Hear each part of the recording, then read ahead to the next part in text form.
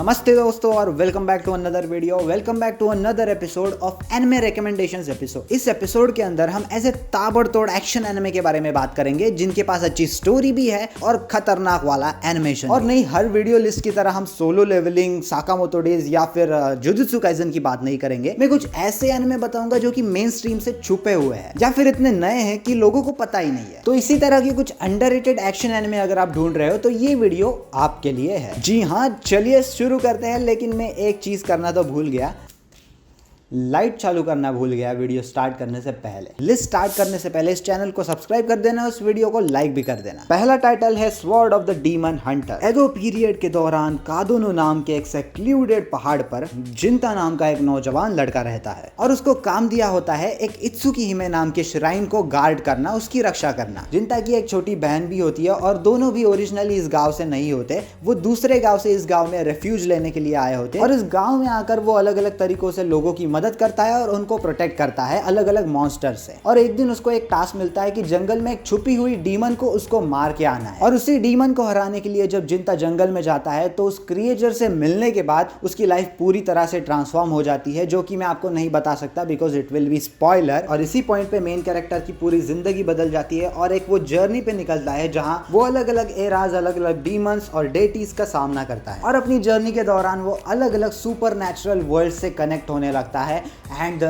animation of those things are absolutely insane. You will definitely enjoy the story as well क्योंकि इसकी story इतनी भी complicated नहीं है। एक सिंपल प्लेन प्लॉट है with a lot of action and good animation। अगला anime है सुपर क्यूब। चाइनीज नाम है दा युआनशी। ये एक चाइनीज एनिमे है जिसको डोंग हुआ भी बोला जाता है और ये एक बहुत ही फास्ट पेस्ड एनिमेशन है। So if you can't keep up with the fast paced stories you shouldn't watch this क्योंकि इसमें काफी जल्दी जल्दी चीजें आगे बढ़ने लगती है और अगर आपको वो स्टोरी समझने में दिक्कत आ रही है तो आप स्किप कर सकते हो। ये kind of Lord of the mysteries जैसा ही है। लॉर्ड ऑफ द मिस्ट्रीज भी स्टार्टिंग में काफी फास्ट गया था। आई थिंक ये चाइनीज एनिमे या फिर डोंगहुआ का एक ट्रेडमार्क ही है कि स्टार्टिंग में उनकी स्टोरी काफी ज्यादा फास्ट जाती है। I don't know why but it kind of रून्स the experience sometimes. लेकिन इसके लिए नहीं, इसमें ली फान नाम का मेन कैरेक्टर एक मिस्टीरियस क्यूब की वजह से अलग अलग पैरेलल वर्ल्ड्स में ट्रेवल करने की पावर पाता है। हर नए वर्ल्ड में वो और भी ज्यादा पावरफुल स्किल्स और ट्रेजर्स हासिल करता है, जिसकी वजह से वो अपनी पहली बोरिंग लाइफ छोड़कर एक लेजेंडरी फिगर बनने की जर्नी पर निकलता है। ये एनिमे उन लोगों के लिए काफी परफेक्ट है जो कि ओवर पावर्ड कैरेक्टर्स देखना पसंद करते हैं, जो कि फटाफट लेवल अप हो जाए।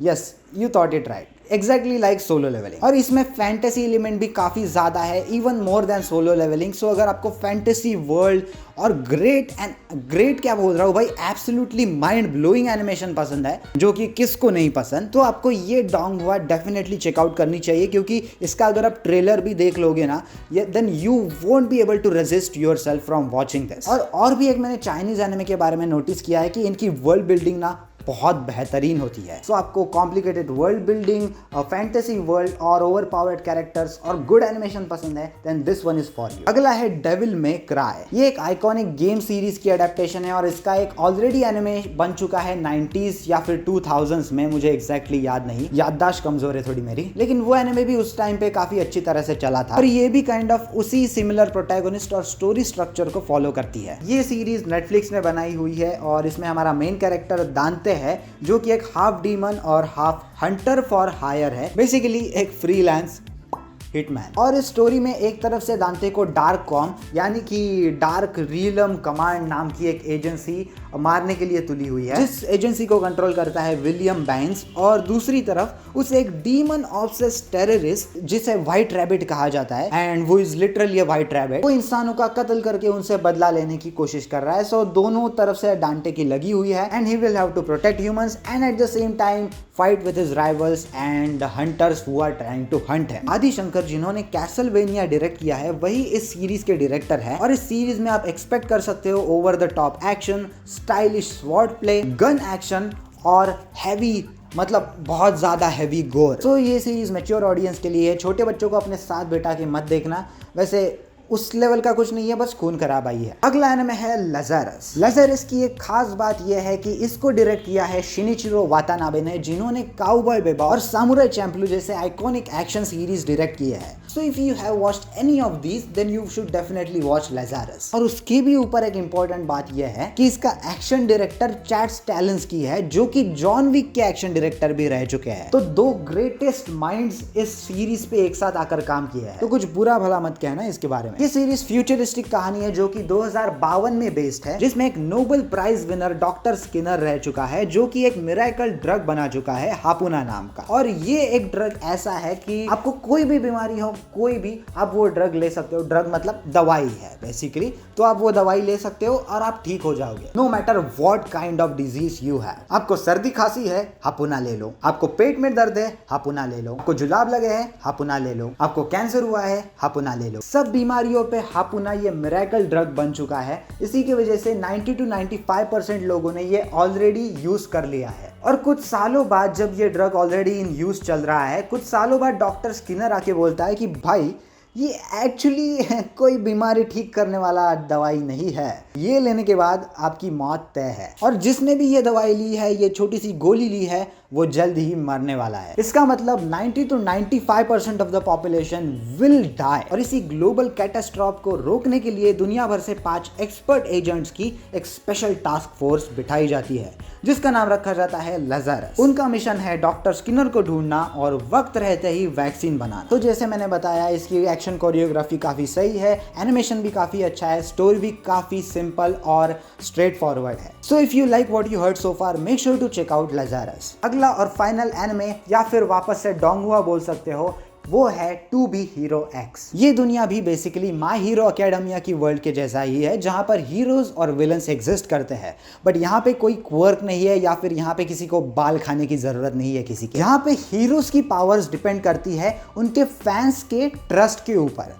बेसिकली अगर आप हीरो बन जाते हो और आपके फैंस है, आपके फैंस बढ़ते जा रहे हैं, तो आपकी एबिलिटी और आपकी पावर्स भी उतनी ही ज़्यादा बढ़ती जाएगी। लेकिन अगर आपने आपके कुछ करियर में गलती कर दी, कुछ किसी को मार दिया, या फिर आपका PR टीम सही से काम नहीं कर रहा है सपोज, तो लोगों के मन में ट्रस्ट इश्यूज आना शुरू हो जाएंगे। और जब लोगों के मन में ट्रस्ट इश्यूज आएंगे, तब आपकी पावर्स भी धीरे धीरे कम होने लगेगी। और जैसे जैसे पावर्स कम होने लगेगी, आप कम पावरफुल मॉन्स्टर से लड़ पाओगे, which will even eventually loosen their trust in you. So आप एक डाउनवर्ड स्पाइरल में फंस जाते हैं, और इसी चीज की वजह से एक हीरो बनना भी काफी मुश्किल हो जाता है। और इस दुनिया के अंदर हर 2 साल में इस ट्रस्ट वैल्यू को सेट करने के लिए टॉप हीरोज एक टूर्नामेंट में भाग लेते हैं। कहानी के शुरुआत में हम फोकस करते हैं एक सिविलियन पर, जिसे 10th रैंक हीरो नीज की आइडेंटिटी लेनी पड़ती है, जब नीज उसके सामने आके सुसाइड कर लेता है फॉर सम वियर्ड रीजन। और जब वो नीज की आइडेंटिटी ले लेता है और उसकी जगह पे काम करने लगता है, तब लोगों के ट्रस्ट की वजह से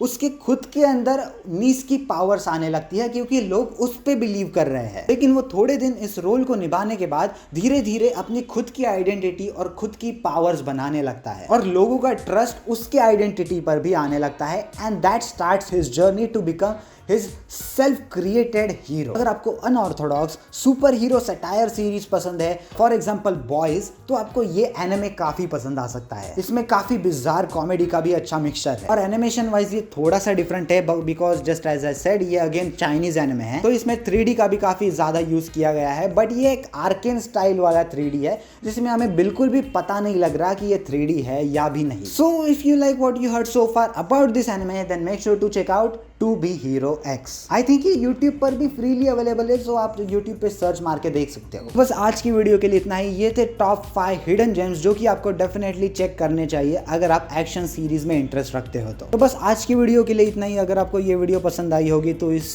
चैनल को भी सब्सक्राइब कर देना, क्योंकि मैं ऐसे ही एनिमे रिकमेंडेशंस, रिव्यूज़ और बहुत सारी अलग अलग टाइप की वीडियोस एनिमे से रिलेटेड बनाते रहता हूँ। शॉर्ट्स टैब भी चेकआउट कर लेना अगर आपको एनिमे रिलेटेड न्यूज़ चाहिए तो। बस आज की वीडियो के लिए इतना ही, मिलते हैं अगले वीडियो में। सायोनारा।